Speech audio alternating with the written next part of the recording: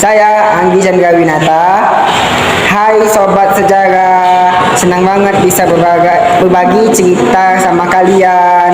Kali ini kami akan bahas masa transaksi, yaitu transaksi kepemerintahan Hindia Belanda setelah VOC bubar, serta keterlibatan Prancis lewat tokoh Herman Willem Daendels. Oke, kita mulai dari latar belakangnya dulu ya. Sobat Sejarah, pada akhir ke-18, tepatnya tahun 1799, VOC resmi dibubarkan karena korupsi, uang utang yang menumpuk, dan biaya perang yang sangat besar. Betul banget. Nah, setelah VOC bubar, semua wilayah termasuk Nusantara langsung diambil alih oleh pemerintah Belanda. Tapi waktu itu Belanda sendiri lagi dijajah Prancis. Jadi otomatis Nusantara pun ikut berada di bawah pengaruh Prancis. Pada tahun 1795, Belanda berubah menjadi Republik Bataaf karena invasi Prancis. Jadi, selama awal ke-19, administrasi Nusantara berada di bawah bayang-bayang kekuasaan Prancis.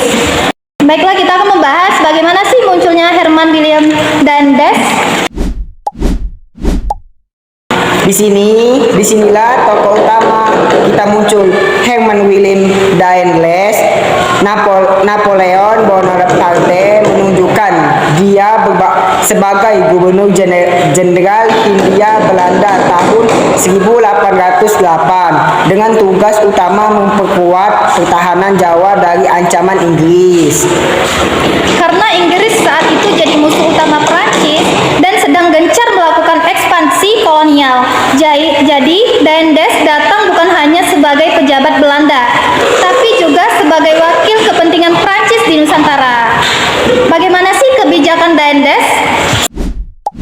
Selama pemimpin dari 1808 sampai 1811, Daendels banyak melakukan kebijakan. Yang paling terkenal tentu membangun jalan raya pos dari Aceh sampai Panarukan sepanjang 1000 km lebih.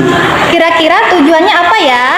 Tujuannya untuk memudahkan mobilitasi pasukan, tapi pembangunan jalan ini dilakukan dengan kerja paksa rakyat, atau yang kita kenal dengan istilah rodi. Akibatnya banyak rakyat yang menderita.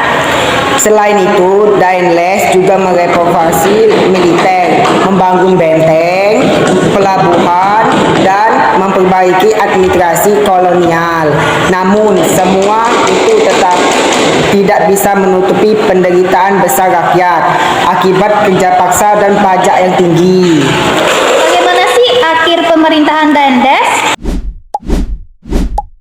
Walaupun Daendels banyak melakukan pembangunan, pada akhirnya itu tidak cukup untuk menahan Inggris.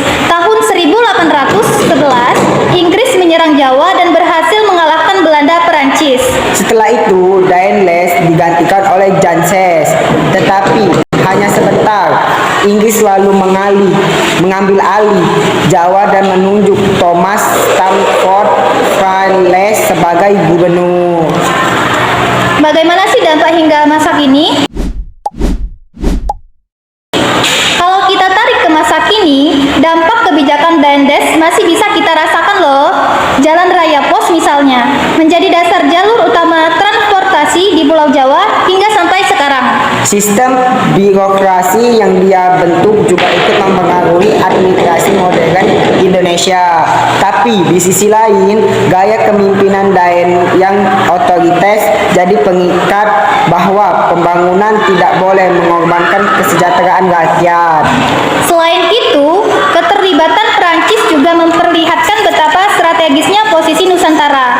Dari masa kolonial, perebutan ini menandakan kekayaan sumber daya kita memang sangat penting, sesuatu yang masih relevan dalam hubungan geopolitik internasional.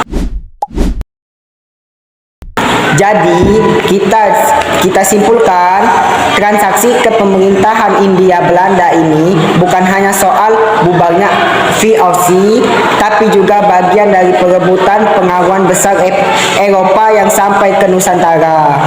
Dan sosok Daendels adalah bukti nyata bagaimana kebijakan kolonial membawa perubahan besar, baik positif maupun negatif, yang masih berpengaruh sampai sekarang.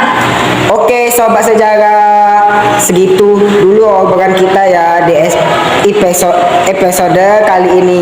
Semoga bikin kalian paham dan tertarik untuk belajar. Kami akhiri. Wassalamualaikum warahmatullahi